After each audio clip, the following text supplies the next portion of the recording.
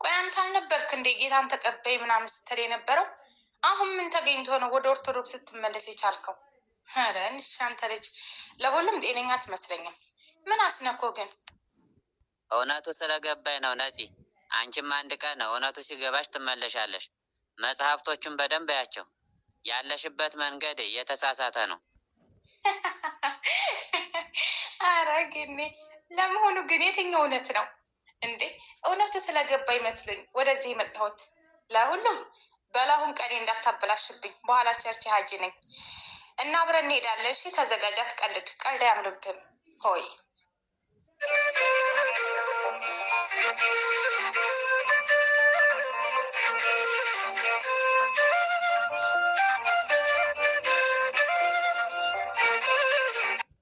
እኔ የምልሽ ብርቱካን፣ ስንት ዓመታችን ነው? ልጅ አላገኝንም። አሁን ግን አንድ ጓደኛ አግኝቼ አማክሬው ነበር። እናም የፕሮቴስታንት እምነት ተከታይ ነው እና ወደዛ ከሄድን ልጅ እንደምናገኝ ነግሮኛል። ስለዚህ ተዘጋጀ፣ አስብበት። እሺ። በስመ አብ! አንተ ምን እያልክ ነው? ከኛ ከእናታችን ከቤተ ክርስቲያን ውጭ ደግሞ ልጅ መስጠት የሚቻለው ማን ነው? አብርሃም ልጅ ያገኘው ካረጀ በኋላ ነው። ስለዚህ እግዚአብሔርን በፍጹም ልባችን ልንጠብቀው ይገባል። እንዲህ አይነቱን ሀሳብ ከአይምሮ አውጣው። አይ እኔ የምናገኝበትን መንገድ ነው የነገርኩሽ። ለሁሉም አስብ። ይሄውልህ በተሐድሶ መነሻዎችና መሰረቶች እንማማር። ወደ ዋናዎቹ ነገር ሃይማኖታዊ ጉዳዮች ከመግባታችን በፊት ተሐድሶዎች እውነት የሚመስላቸው ነገሮች የሚገለጹባቸውና የተመሰረቱባቸው ነገሮች እንዲሁም አስተሳሰባቸው፣ አካሄዳቸው አመልካች የሆኑ የተወሰኑ ነጥቦች በአጭሩ እንመልከት።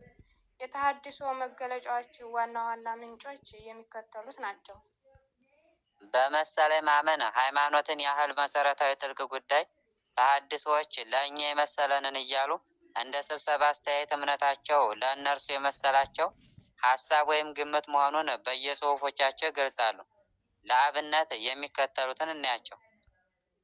ለእያንዳንዳችን የመሰለንና ያመንበትን ከሊቃውንትም የተማርነውን ሀሳብ እውነት መሆኑንና ጠቃሚነቱን ከተቀበልነው ዘንድ ለሌሎችም ማስገንዘብ ይገባል። እንግዲህ እዚህ ላይ ለሌሎች ሊያስገነዝቡ የተነሱ እምነት ለእያንዳንዳቸው የመሰላቸውን መሆኑን በግልጽ ተነግሯል።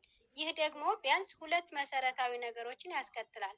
አንደኛ፣ እነሱ ለእኛ ሊያስተምሩ የተነሱት የእምነታቸው መሰረት እነርሱን የመሰላቸው መሆኑን ነው።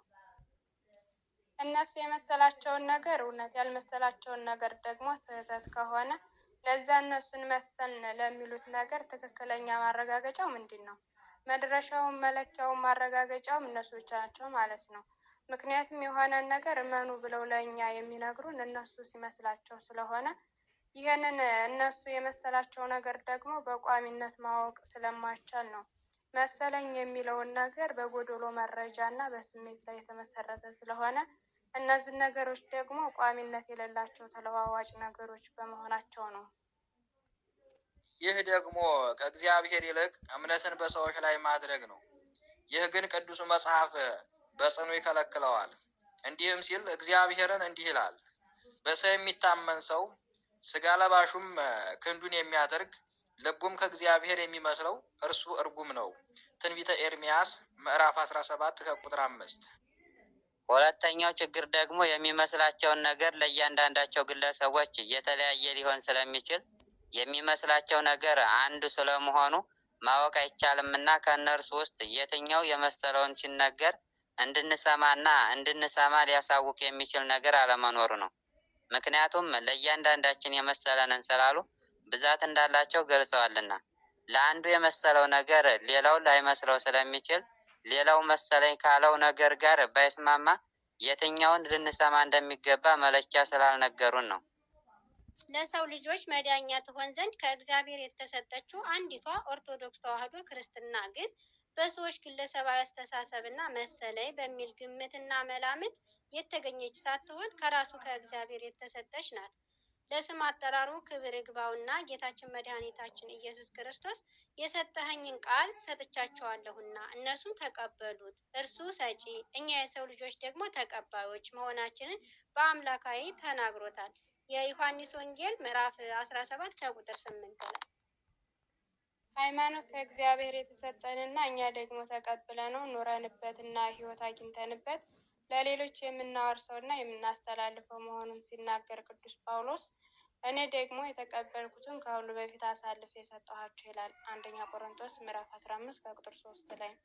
እንደዚሁም ለእናንተ ደግሞ አሳልፌ የሰጠሁትን እኔ ከጌታ ተቀብያለሁና በማለት የሰው ልጆች ድርሻ ከጌታ መቀበልና በእሱ በሕይወት መኖር እንዲሁም ያንን እንዳለ መጠበቅና ማስተላለፍ መሆኑን ይሄው ቅዱስ ጳውሎስ በአንጻሩ ይናገራል። አንደኛ ቆሮንቶስ ምዕራፍ 11 ከቁጥር 23 ላይ። ስለዚህ እኛ የምናምነውን እነሱ መሰለኝ እያሉ እንዳየር ትንቢት የሚገምቱትን ሳይሆን እግዚአብሔር በቅዱሳት መጽሐፍ የገለጠልንንና ከአባቶቻችን የተቀበልነውን እውነት ብቻ ነው። መጽሐፍ ቅዱስ ላይ ሃይማኖት ከእግዚአብሔር የተሰጠ ስለመሆኑ ደጋግሞ ይናገራል። ወዳጆቼ ሆይ ለቅዱሳን አንድ ጊዜ ፈጽሞ ስለተሰጠ ሃይማኖት እንድትጋደሉ እንደተጋደላችሁ እየመሰከራችሁ ጽፍላችሁ ዘንድ ግድ ሆነብኝ በማለት ያሰፍረዋል። ይሁዳ ምዕራፍ 1 ከቁጥር 3። ሃይማኖት ከእግዚአብሔር የተሰጠ ያውም አንድ ጊዜ የተሰጠ ነው እንጂ ሰዎች በመሰላቸው ወይም ባልመሰላቸው ጊዜ እንደሚወስኑት ወይም እንደሚሽሩት የስብሰባ አጀንዳ አይደለም። ስለዚህ በሃይማኖት አሰጣጥና አቀባበል ሂደት እግዚአብሔር በሃይማኖት ውስጥ የሚታመነውን እውነት የገለጠና የሰጠ ሲሆን የሰዎች ድርሻ ደግሞ ያንን እውነት አሜን ብሎ መቀበልና በእርሱ መኖር እንዲሁም ጠብቆ ማስተላለፍ ነው።